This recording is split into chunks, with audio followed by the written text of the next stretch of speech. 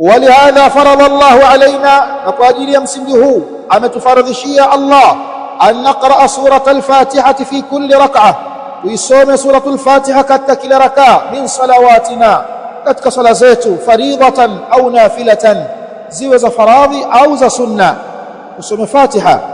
لكي حديث لا صلاة لمن لم يقرأ بفاتحة الكتاب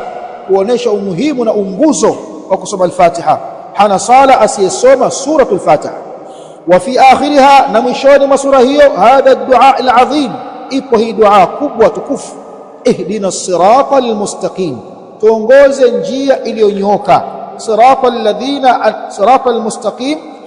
نجية إليونيوكا لأن هناك طرقا منحرفة خادعة وسباب زيكو نجية منحرفة زلزكونا أبوغو خادعة زنازو هدا فأنت تسأل الله hivyo wewe ukisoma hii sura unamuomba Allah ayujannibaka hadhihi turuqa akuepushe na njia hizi zinazohadaa wa an yahdiyaka as-sirata na akuongoze kwenye njia